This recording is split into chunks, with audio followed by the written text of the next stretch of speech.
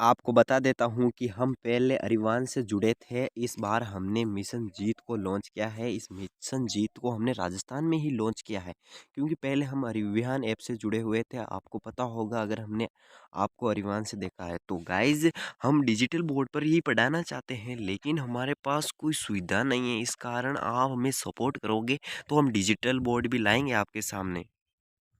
हमने अरिवान बोर्ड पर आपने देखा होगा हमने हर साल टॉपर बेंच लॉन्च की है और बच्चों को टॉपर बनाया है। चलो पहला क्वेश्चन देखते हैं कि कोई बात नहीं, कोई मिस्टेक हो चुकी थी जिस कारण यहाँ पर एरर में समस्या आ रही थी। चलो शुरू करते पहला क्वेश्चन। कबीर के अनुसार सच्चा गुरु कौन होता है? कबीर के अनुसार सच्चा गुरु वही है जो शिष्य को सही मार्ग दिखाकर उसके जीवन में अज्ञान को दूर करता है।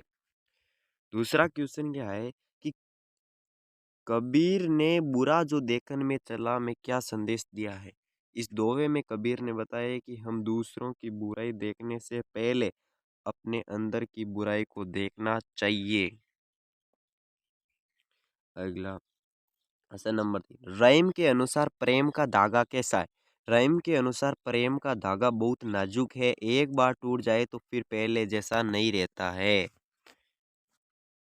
कबीर ने पानी का क्या मतलब बताया है? कबीर ने पानी का बिना जीवन संभव नहीं है, इसलिए पानी की रक्षा करनी चाहिए। जल ही जीवन है क्या? मीरा की किसकी भक्ति करती थी? मीरा श्री कृष्ण की भक्ति करती थी। मीरा ने संसार को क्यों त्याग दिया? मीरा ने भगवान श्री कृष्ण की भक्ति में लीन होने के लिए संसार के मोह माया को त्याग दिया। सूरदास किस काल के कवि थे? सूरदास भक्ति काल के महान कवि थे। सूरदास की रचनाओं का मुख्य विषय क्या है? उनकी रचनाओं का मुख्य विषय कृष्ण की बाल लीलाएं हैं।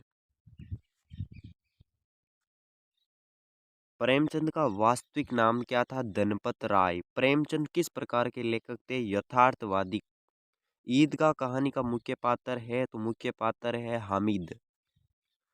ये वही सवाल है जो आने के चांस आपको 100% है। देख कर चले जाना एक बार। हामिद मेले में अपनी दादी के लिए चिमटा खरीदने गया था। क्या खरीदने गया था? चिमटा।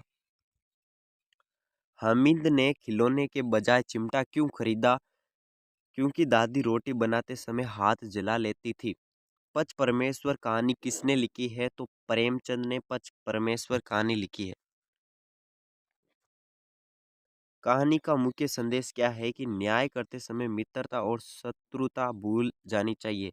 दादी माँ का पाठ मुख्य भाव क्या है? इस पाठ का दादी के स्नेह और पारिवारिक प्रेम का वर्णन है।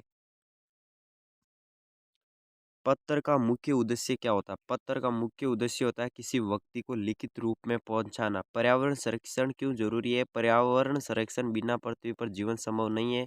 कबीर किस काल के कवि है? तो भक्ति काल के। रहीम किसके दरबार में थे? रहीम अकबर के दरबार में थे। मीरा का जन्म हुआ राजस्थान के मेड़ता में। सूरदास किसके भगत थे? श्री कृष्ण के भगत थे।